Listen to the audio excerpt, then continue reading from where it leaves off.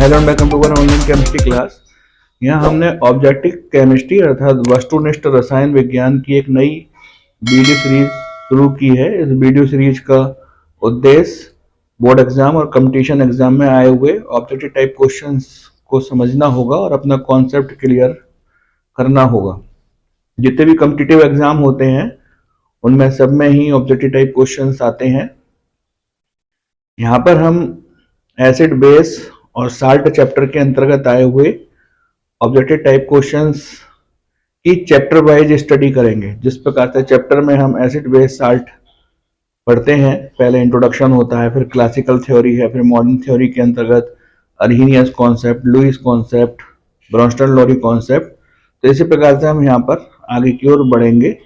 इस video series की खास बात यह होगी कि हम क्वेश्चन के सही आंसर के बारे में तो बात करेंगे ही कि ये आंसर क्यों सही है, साथ में हम ये भी जानने का प्रयास करेंगे कि अन्य विकल्प सही क्यों नहीं है। इस सीरीज को शुरू करने से पहले मैं आपको ये सजेशन देना चाहता हूं कि एसिड बेस साल्ट से संबंधित थ्योरेटिकल नॉलेज आपकी कंप्लीट होनी चाहिए। इसके लिए आप बुक्स और हमारे वीडियो लेक्चर्स की हेल्प ले सकते हैं। ये वीडियो लेक्चर्स आपको हमारे चैनल के प्ले लिस्ट में जाकर के मिल जाएंगे और उनका लिंक मैं नीचे डिस्क्रिप्शन बॉक्स में भी आपको प्रोवाइड करा दूंगा। ये वीडियो सीरीज एक छोटे छोटे पार्ट्स में होगी और लगभग हम 40-45 मिनट के वीडियोस बनाएंगे और ये एक अनलिमिटेड सीरीज होगी। इसका कोई लिमिट नहीं होगी। जैसे जैसे नए नए अपडेट्स आते रहेंगे टॉपिक के ऊपर वीडियो सीरीज बनती चली जाएंगी। यहाँ पर हमने एक इम्पोर्टेंट चैप्टर एसिड बेस और साल्ट के बारे में बात की है। थोड़ा बहुत जानकारी आपको एसिड बेस और साल्ट के बारे में हाई स्कूल स्टैंडर्ड से ही है। हाई स्कूल में भी हम इसके बारे में पढ़ते हैं। 11th 12th और जो बड़े एग्जाम्स होते हैं उनमें भी हम एसिड बेस और साल्ट के बारे में पढ़ते हैं। यहाँ पर हमने बहुत प्रारंभ से ही शुरू किया है। छोटे छोटे क्वेश्चंस को यहाँ पे हम पहले सॉल्व करेंगे और फिर हम उन क्वेश्चंस की सहायता से अपना कॉन्सेप्ट क्लियर करते हुए आगे की ओर बढ़ेंगे। तो आइए पहले क्वेश्चन की ओर बढ़ते हैं। पहला क्वेश्चन आप ग्रीन बोर्ड पर लिखा हुआ देख सकते हैं। एक अच्छा वस्तुनिष्ठ ऑब्जेक्टिव टाइप क्वेश्चन है। अधिक खाना खाने, जिसको कि हम ओवर ईटिंग कहते हैं, होने वाले अपच का उपचार करने के लिए कौन सी दवाई ली जाती है? जब हम जरूरत से ज्यादा खाना खा लेते हैं या बहुत अधिक तला भुना खा लेते हैं तो हमारा यकृत बाइल एसिड HCl प्रोड्यूस करता है, जिससे कि हमारे पेट का माध्यम अम्लीय हो जाता है। उस अम्लता को दूर करने के लिए जो दवाई हम लेते हैं उसको हम एंटासिड कहते हैं, हिंदी में प्रति अम्ल कहते हैं। तो इसका सही आंसर होगा एंटासिड। साथ में हम यहाँ पे 3 ऑप्शन और लिखे हैं। Antibiotic, analgesic. एनाल्जेसिक वह दवाइयां होती हैं जो कि शरीर में होने वाले दर्द को दूर करने के काम में आती हैं। इसी प्रकार से एंटीसेप्टिक, जिसको कि हिंदी में प्रतिरोधी कहते हैं। एंटीसेप्टिक जब कोई घाव वगैरह हो जाता है तो उस घाव को जीवाणु रहित करने के लिए जो दवाई लगाई जाती है उसको एंटीसेप्टिक कहते हैं। इसी प्रकार से जो एंटीबायोटिक है ये वह दवाइयां होती हैं जो कि हमारे शरीर में जैविक पदार्थों को बढ़ा देती हैं और हमारा शरीर उन जैविक पदार्थों को नष्ट करने के लिए प्रतिरक्षा तंत्र को सक्रिय कर देता है। तो यहाँ पर हम अधिक खाना खाने अर्थात ओवर ईटिंग से होने वाले अपच की बात कर रहे हैं, जिससे कि हमारा स्टोमक या पेट का माध्यम अम्लीय हो जाता है। वो मैंने आपको यहाँ पर समझाने का प्रयास किया कि अम्लीय क्यों हो जाता है। उन अम्लीयता को दूर करने के लिए हम एंटासिड टैबलेट का इस्तेमाल करते हैं। आइए नेक्स्ट क्वेश्चन की ओर बढ़ते हैं। 10 ml NaOH का विलयन 8 ml HCl को उदासीन करता है।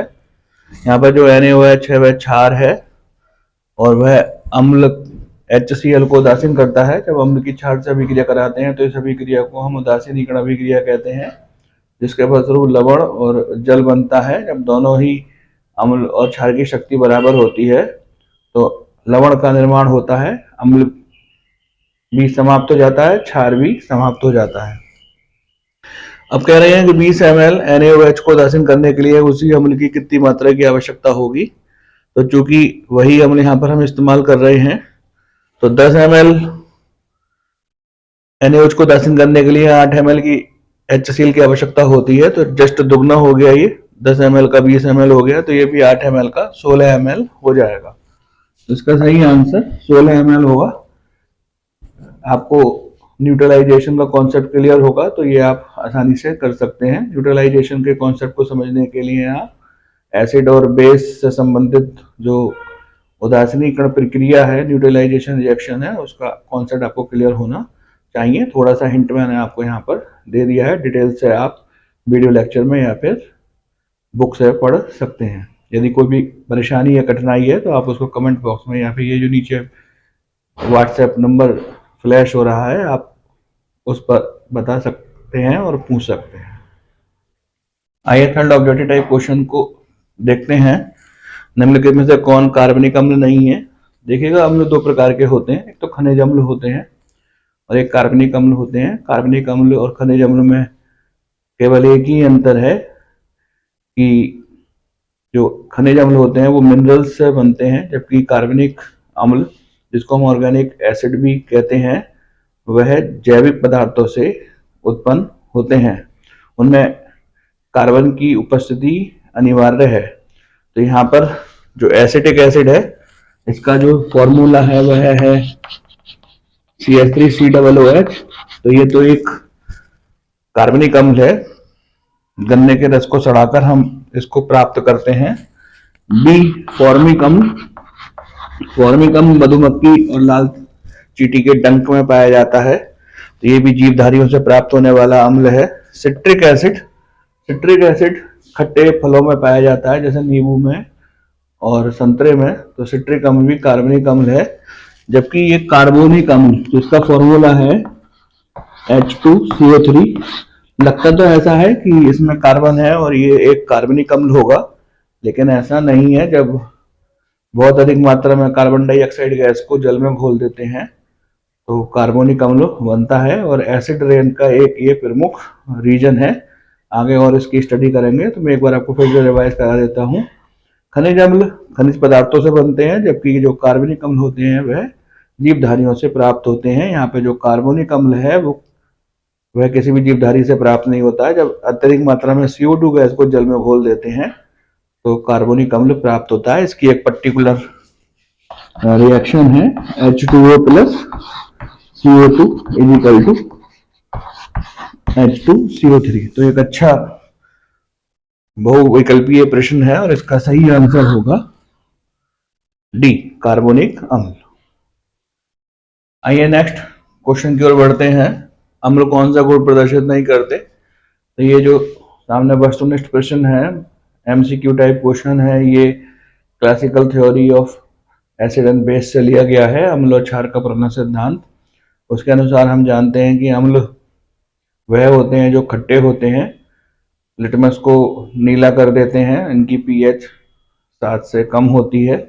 जबकि क्षार वह होते हैं जो कि कड़वे होते हैं और साबुन के समान चिकने होते हैं, इनकी pH 7 से अधिक होती है। अब आप समझ गए होंगे कि इसका जो सही उत्तर है बी है, क्योंकि ये तो क्षार का गुण है, साबुन के समान चिकना होना। तो बहुत सिंपल सा MCQ टाइप क्वेश्चन है। अगर आपका कॉन्सेप्ट क्लियर है तो आप इसको कर सकते हैं। आइए नेक्स्ट क्वेश्चन की स्टडी करते हैं। अपच, जैसे कि हम ओवर ईटिंग कहते हैं, होने पर कौन सी दवाई ली जाती है? तो हमने पहले भी शुरुआत इससे की थी और थोड़ा डिटेल में हमने आपको वहां पर भी बता दिया था। जब अपच हो जाती है तो एंटासिड टैबलेट्स या फिर सिरप पिए जाते हैं। उनके अंदर मिल्क ऑफ मैग्नीशिया होता है और milk of magnesia magnesium hydroxide का सॉल्यूशन होता है। तो ये क्वेश्चन आगे आपको एक बार फिर से मिलेगा पहले वाले क्वेश्चन में, और ये जो 5वें नंबर का क्वेश्चन है इसमें थोड़ा सा डिफरेंस है, वो डिफरेंस आपको समझ में आ गया होगा।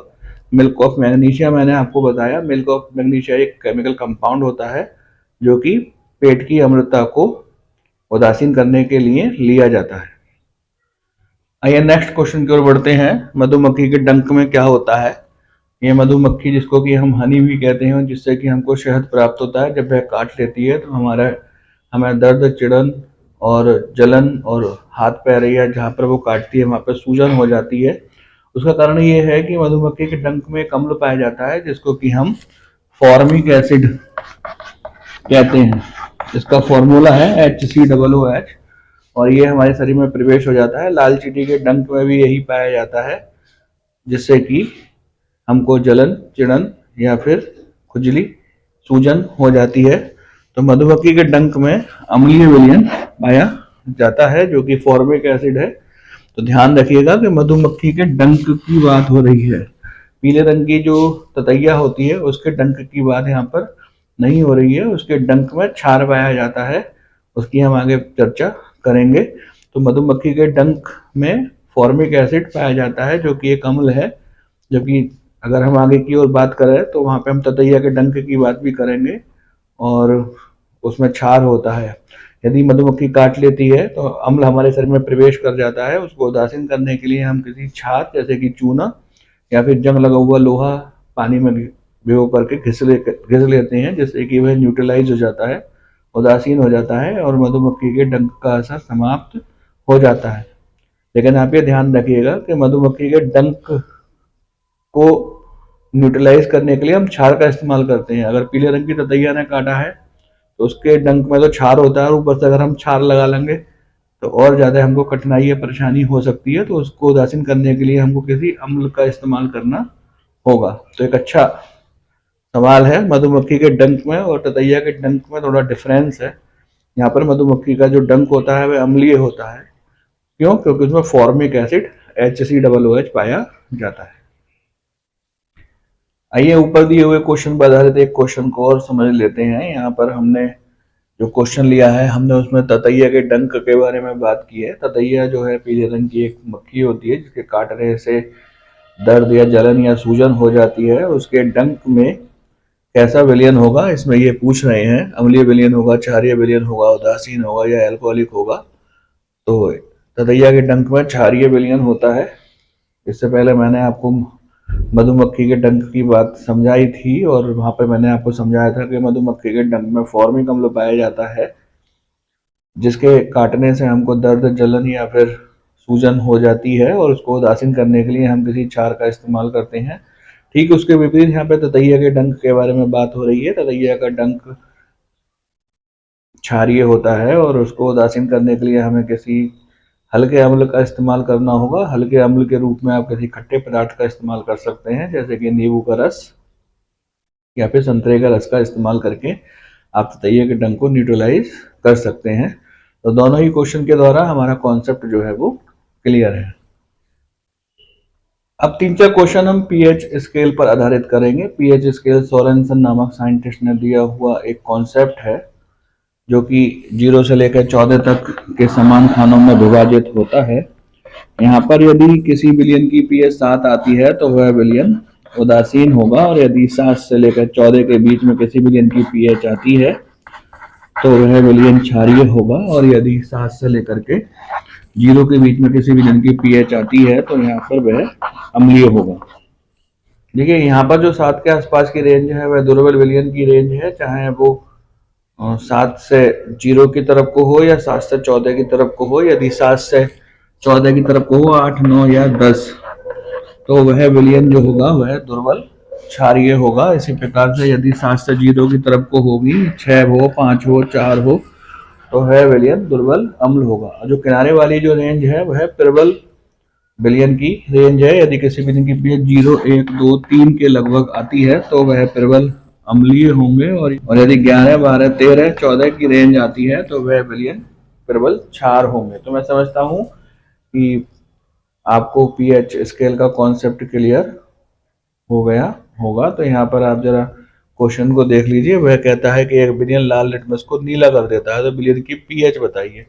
तो यहाँ पर जो अम्ल और क्षार का कॉन्सेप्ट दिया हुआ है वह क्लासिकल थ्योरी या पुराने सिद्धांत पर दिया गया है जो कि लिटमस पर आधारित है। किसी लाल लिटमस को यदि हम बिजली में डुबोते हैं और वह नीला हो जाता है तो वह विलयन अम्लीय होगा और यदि नीले लिटमस को यदि हम किसी सॉल्यूशन में डुबोते हैं और वह लाल हो जाता है तो वह क्षार होगा। अब यहाँ पे क्वेश्चन की लैंग्वेज को समझिए और फिर करने का प्रयास कीजिएगा। एक विलयन लाल लिटमस को नीला कर देता है तो निश्चित ही विलयन अम्लीय प्रवृत्ति का होगा। विलयन की पीएच नहीं होगी। तो जब अम्लीय प्रवृत्ति का होगा तो पीएच जो है उसकी 0 से लेकर के 7 के बीच में होगी। तो 1, 4 और 5 ये पीएच तो संभव है, लेकिन ये 10 पीएच संभव नहीं है। तो इस क्वेश्चन की लैंग्वेज की वजह से ये क्वेश्चन इंपॉर्टेंट है। वह पूछता है कि यदि किसी सोल्यूशन में लिटमस पेपर डाला जाता है और नीला हो जाता है, वह तथा लाल से नीला हो जाता है, तो विलयन की पीएच क्या नहीं होगी? तो क्या नहीं होगी? तो विलयन हो गया अम्लीय, और अम्लीय अगर विलयन हो गया तो विलयन की पीएच 7 से अधिक नहीं हो सकती। और यहाँ पे 10 ऑप्शन जो है वो 7 से अधिक वाला है, तो इसका सही आंसर होगा डी। देखिए ऊपर वाले क्वेश्चन से मिलता जुलता ही यहाँ पर एक क्वेश्चन और लिया गया है। एक विलयन नीले लिटमस को लाल कर देता है, विलयन की पीएच क्या होगी?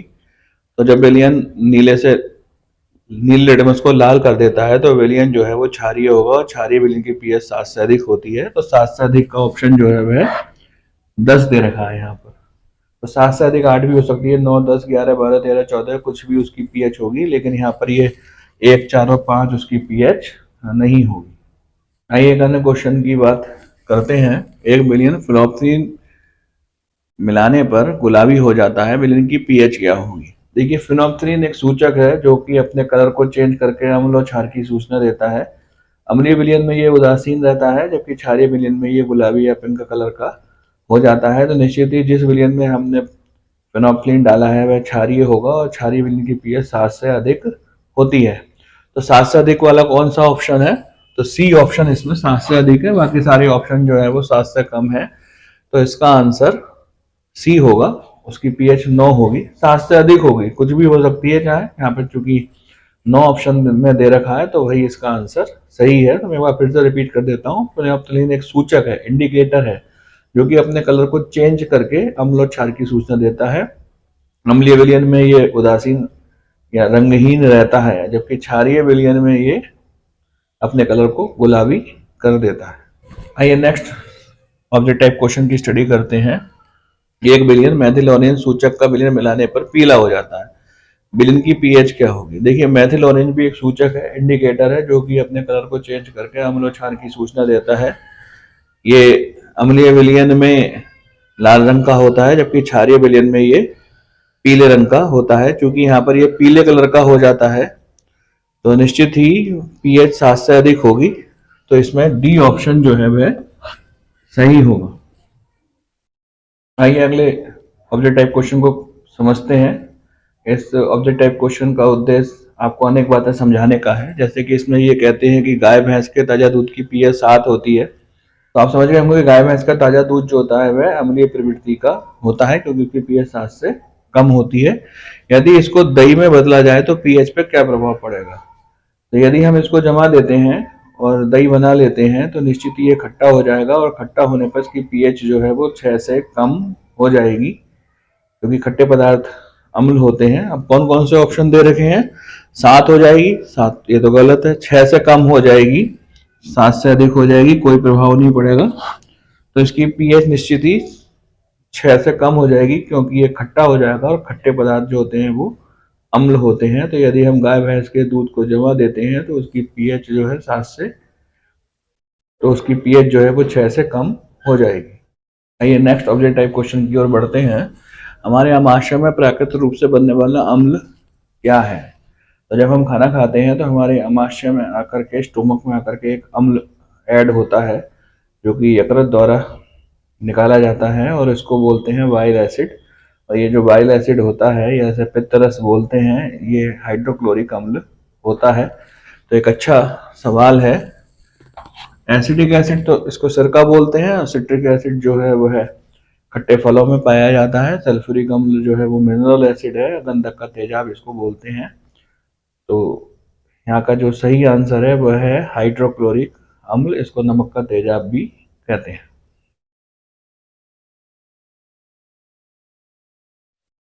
आइए थोड़ी सी बात अब लवण के ऊपर कर लेते हैं। हम जानते हैं कि जब अम्ल और क्षार की अभिक्रिया होती है तो लवण और जल बनते हैं। इस क्रिया को उदासीनीकरण क्रिया कहते हैं, न्यूट्रलाइजेशन रिएक्शन, उदासीनीकरण अभिक्रिया।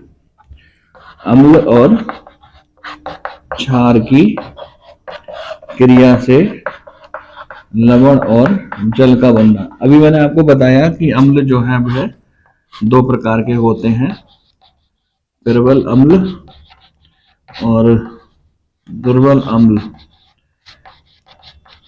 इसी प्रकार से क्षार भी दो प्रकार के होते हैं, प्रबल और दुर्बल।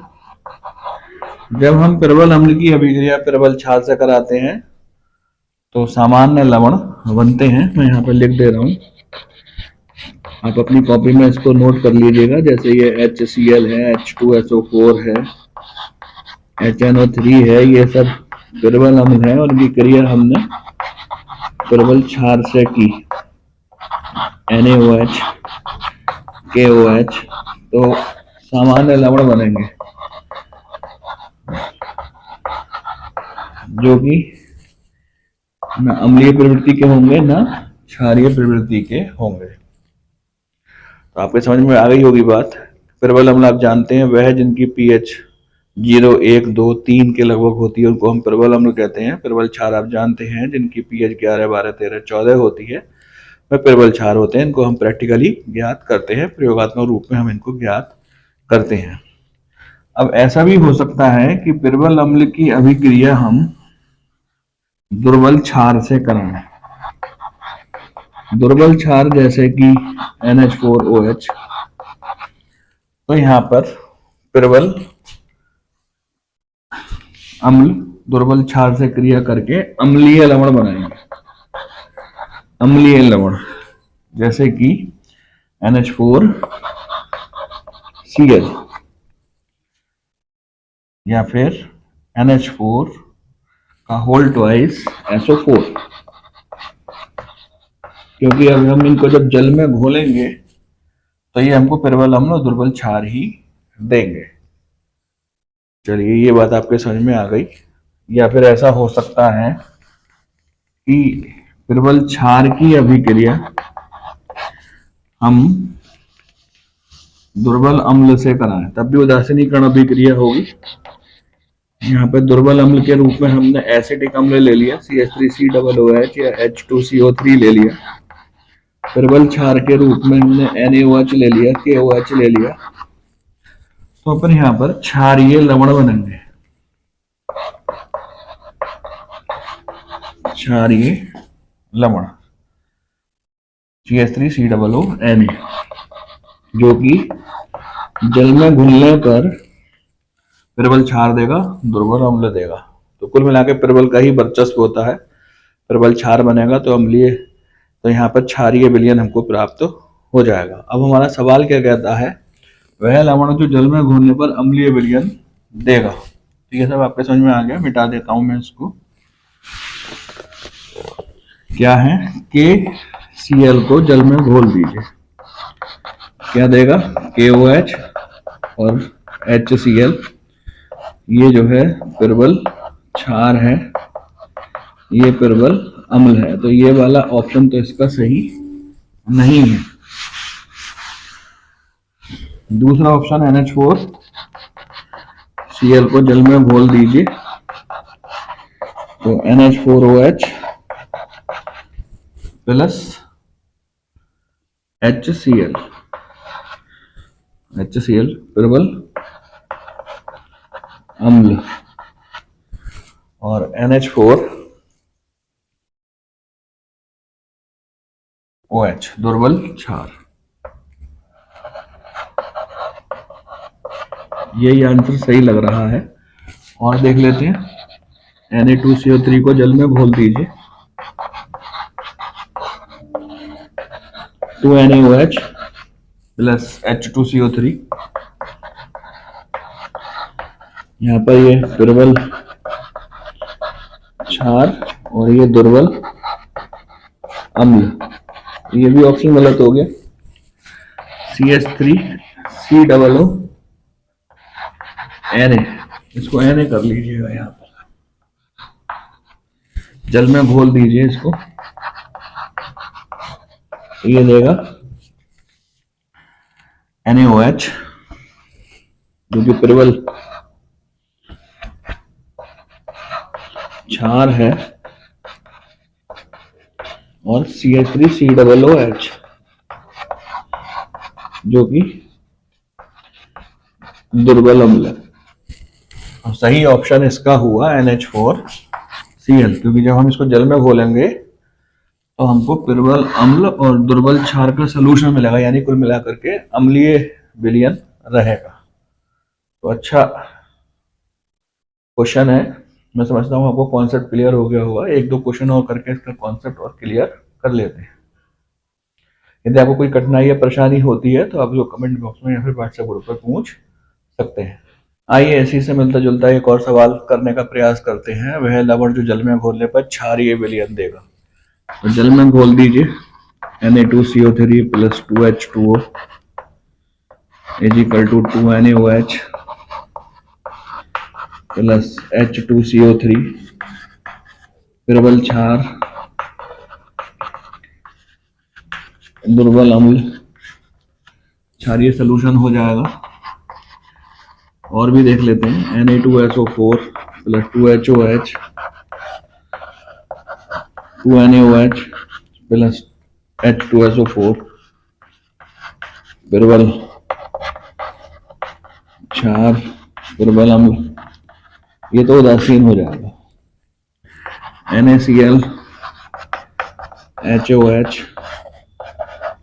NaOH + HCl, ये भी उदासीन हो जाएगा, दोनों ही प्रबल है। NH4 का whole twice SO4 + 2HOH 2NaOH प्रबल हो गया क्षार और H2SO4 प्रबल हो गया अम्ल। तो ये तो सब उदासीन होंगे तीनों, क्योंकि यहाँ पर हमको प्रबल क्षार मिल गया है और दुर्बल अम्ल मिल गया है। तो ए ऑप्शन इसका सही है, विलयन क्षारीय होगा।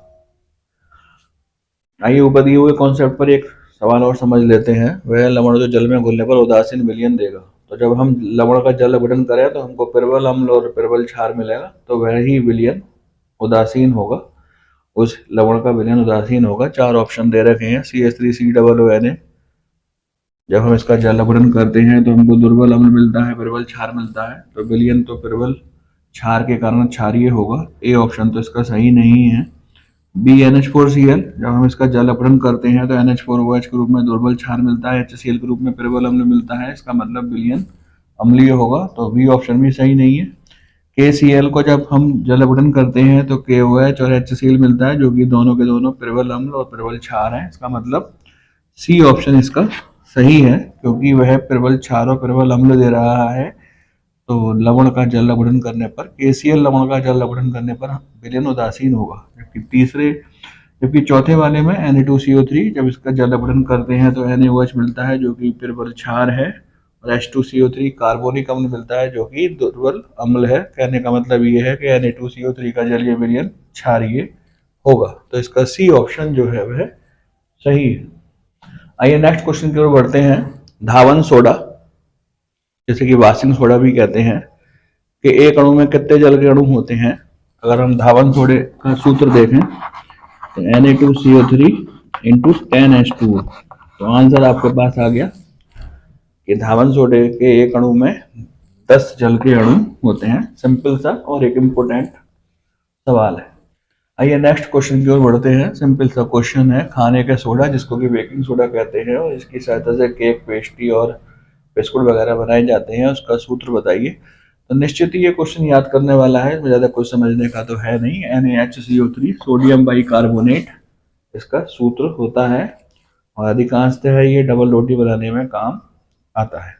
आइए बहुत ही सिंपल से क्वेश्चन की बात करते हैं, और जहाँ पर ये सवाल में गलती होता है उसको भी हम समझने का प्रयास करते हैं। POP, जिसे प्लास्टर ऑफ पेरिस कहते हैं, और जिसको हम जिप्सम से बनाते हैं, और इसका इस्तेमाल हम चिकित्सा में प्लास्टर चढ़ाने में करते हैं, या फिर पुताई के समय टूट फूट मरम्मत को भरने में करते हैं, का सूत्र बताइए। तो POP का सूत्र पूछ रहा है CaSO4 × 2H2O, CaCl2 × 2H2O, CuSCO3 2H2O, CuSO4 × 2H2O। इसका सही आंसर है CaSO4 × 2H2O। इसलिए महत्वपूर्ण है कि हम जल्दबाजी में हम CuSO4 × 2H2O को टिक लगा जाते हैं।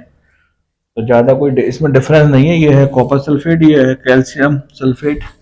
तो इसका आंसर जो है कैल्शियम सल्फेट × 2H2O। 2H2O, तो ध्यान रखिएगा Ca और Cu में कंफ्यूज नहीं होइएगा, यही यहाँ पे समझाने का उद्देश्य है। आइए नेक्स्ट क्वेश्चन आपके लिए छोड़ करके जाते हैं, और दो कॉन्सेप्ट लगाइएगा इसमें, पीएच कॉन्सेप्ट लगाइएगा और जलीय विलयन लवण का जलीय विलयन का कॉन्सेप्ट लगाइएगा। वह कह रहे हैं वह लवण जिसके जलीय विलयन की पीएच 7 से कम होती है, यानी निश्चित ही वह अम्लीय होगा। ऐसा लवण जो जल में घोलने पर प्रबल अम्ल देता हो और दुर्बल क्षार देता हो, वह इसका सही आंसर होगा। 4 ऑप्शन दे रखे हैं, CH3COONA, Na2CO3, KCl, NH4Cl। और कमेंट बॉक्स में कमेंट करके बताइएगा इसका सही आंसर क्या है, और ये कोई कठिनाई या परेशानी होती है तो आप उसको पूछ भी सकते हैं। तो इस प्रकार ये वीडियो लेक्चर यहाँ पे फिनिश होता है। जैसे कि मैंने आपको पहले भी बताया था कि हमने एसिड, बेस और साल्ट का हमने ऑब्जेक्टिव टाइप क्वेश्चंस करे हैं। इन ऑब्जेक्टिव टाइप क्वेश्चंस को करने के लिए आप पहले अपने थ्योरी के कॉन्सेप्ट को क्लियर कर लीजिएगा। इसके लिए आप हमारे वीडियो लेक्चर की हेल्प ले सकते हैं, जो कि आपको नीचे डिस्क्रिप्शन बॉक्स में उनका लिंक मिल जाएगा। आप बुक की सहायता से भी टैली कर सकते हैं।